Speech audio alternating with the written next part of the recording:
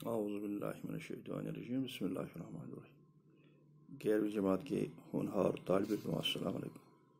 امید ہے کہ آپ خیر و عافیت سے ہوں گے۔ آج ہم اظہر پرویز کے بارے میں آپ کو جانکاری دیں گے۔ اظہر پرویز ایک ڈرامہ نگار اور ایک شاعر ہیں۔ اگر آپ اپنی نصابی کتاب کا پیج نمبر 88 نکالیں گے 88 تو ہم اظہر پرویز کے بارے میں آپ کو تھوڑی سی جانکاری دیں۔ اظہر پرویز 1922 عیسوی کو الہ آباد سیلوہارا ضلع بجنور میں پیدا ہوئی۔ تو اظہر پرویز الہ آباد کے سیلوہارا ضلع بجنور میں پیدا ہوئی، جو کہ یو پی کا ایک یعنی کہ اتر پردیش کا ایک شہر ہے۔ ان کی ابتدائی تعلیم پہلے مدرسے میں ہوئی، جہاں اردو کے ساتھ ساتھ قرآن شریف، گلستان اور بوستان پڑھی۔ تو اظہر پرویز کی جو تعلیم تھی وہ ابتدائی پہلے مدرسے میں ہوئی، جہاں اردو کے ساتھ ساتھ ان کو قرآن شریف اور گلستان اور بوستان، جو کہ فارسی میں لکھی ہوئی 2 کتابیں ہیں جو کہ بہت ہی مشہور معروف کتابیں ہیں، وہ اس نے پڑھی۔ اس کے بعد الہ آباد میں کرسچن کالج سے ایف اے پاس کرنے کے بعد 1941 میں علی گڑھ آئے۔ تو ان دنوں کرسچن کالج میں انہوں نے ایف اے پاس کیا۔ ایف اے میٹرک کے بعد ایف اے ان دنوں ڈگری ہوا کرتی تھی، تو انہوں نے ایف اے پاس کیا، تو پھر علی گڑھ آئے۔ یہاں سے 1945 عیسوی میں فارسی میں ایم اے پاس کیا۔ تو علی گڑھ میں آگے انہوں نے مزید تعلیم جاری رکھی اور یہاں فارسی یعنی پرشین میں ایم اے پاس کیا۔ تو ان دنوں فارسی کا بول بالا تھا، کیونکہ یہ ایک اہم زبان مانی جاتی تھی۔ یونیورسٹی چھوڑتے ہی سیاسی زندگی اختیار کی اور صوبہ متوسط میں کئی سال قیام کیا۔ تو یونیورسٹی کی تعلیم حاصل کرنے کے بعد وہ سیاسی زندگی اختیار کی، تو صوبہ متوسط میں کئی سال قیام رہا۔ 1950 تک کل وقتی سیاسی کارکن کی حیثیت سے کام کرتے رہے۔ تو 1945 سے 50 تک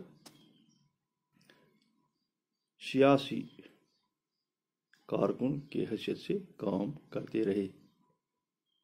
اس دوران جیل کی زندگی بھی گزاری اور زندگی کو بہت قریب سے دیکھا۔ تو سیاسی دغدغے کے دوران اظہر پرویز کو جیل کی ہوا بھی کھانی پڑی، کیونکہ ان دنوں انگریزوں کے خلاف جو جنگ آزادی تھی اس میں انہوں نے بڑھ چڑھ کر حصہ لیا اظہر پرویز نے۔ تو اس کے دوران ان کو جیل بھی جانا پڑا۔ 1950 میں دہلی آ گئے اور جامعہ کے بچوں کے رسالے پیام تعلیم کے ادارے کی فرائض انجام دیتے رہے۔ تو 1950 میں یعنی کہ آزادی کے بعد وہ دہلی آ گئے اور جامعہ کے لیے بچوں کے رسالے پیام تعلیم کے ادارے کے فرائض سنبھالے۔ 1956 میں وہاں سے مستعفی ہو کر علی گڑھ آ گئے اور 1958 میں اردو میں ایم اے کیا اور 1969 میں جنرل ایجوکیشن میں لیکچرر کی حیثیت سے تقرر ہوا۔ تو 1858 میں انہوں نے اردو میں ایم اے کیا اور 1959 میں وہ جنرل ایجوکیشن میں لیکچرر کی حیثیت سے تقرر ہوا۔ 10 مارچ 1984 کو علی گڑھ میں انتقال کر گئی۔ تو اس طرح اظہر پرویز 10 مارچ 1984 میں علی گڑھ میں انتقال کر گئی۔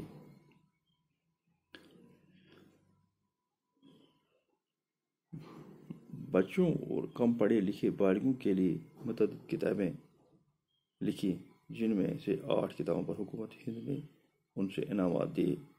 تو جو لوگ بہت کم پڑھے لکھے ہوئے تھے اور ان کے لیے بالغوں تعلیم بالغان کے لیے متعدد کتابیں لکھی، جن میں 8 کتابوں کے لیے حکومت ہند نے ان کو انعامات دیے۔ بڑوں کے لیے بھی ادب سے متعلق ایک کتاب ادب کا مطالعہ پر حکومت اتر پردیش نے انعام ملا۔ یہ کتاب مختلف درسگاہوں میں نصاب کے طور پر رائج ہے۔ تو ادب کا مطالعہ یہ کتاب انہوں نے لکھی جو کہ نصابی کتاب کے طور پر بھی شامل کی گئی۔ انہوں نے تقریباً 2 درجن کتابیں لکھی۔ اظہر پرویز کو ڈراموں سے خاص طور پر دلچسپی تھی۔ متعدد ڈرامے لکھی جو وقتاً فوقتاً سٹیج ہوتی رہی۔ تو اظہر پرویز زیادہ تر ڈراموں میں دلچسپی رکھتے تھے، تو انہوں نے بہت سے ڈرامے بھی لکھے جو وقتاً فوقتاً سٹیج ہوتے، یعنی ان کو سٹیج پر دکھایا گیا۔ فسانہ عجاب کو بھی ترتیب دیا۔ بلا شک اظہر پرویز اردو کے ایک بلند پایہ ادیب تھے۔ تو یہ تھی جانکاری ایک عظیم ادیب یعنی کہ اظہر پرویز کے متعلق۔ امید ہے کہ آپ اس کو گھر میں دوبارہ اس کا مطالعہ کریں گے۔ ہو سکتا ہے یہ بھی آپ کے امتحان میں بطور ایک نوٹ آ سکتا ہے۔ اظہر پرویز کے بارے میں آپ کو جانکاری ملی۔ آپ اس کو گھر میں دوبارہ اس کا اعادہ کریں۔ تو کل ہم اظہر پرویز کا جو ہمارے نصاب میں محلے کی ہولی ایک ڈرامہ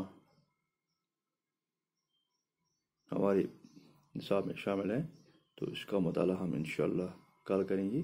امید ہے کہ آپ اس اظہر پرویز کی جو حیات اور اس کے جو ادبی کارنامے ہیں اس کے بارے میں آپ گھر میں دوبارہ اعادہ کریں تاکہ یہ آپ کو پوری طرح ذہن نشین ہو سکے۔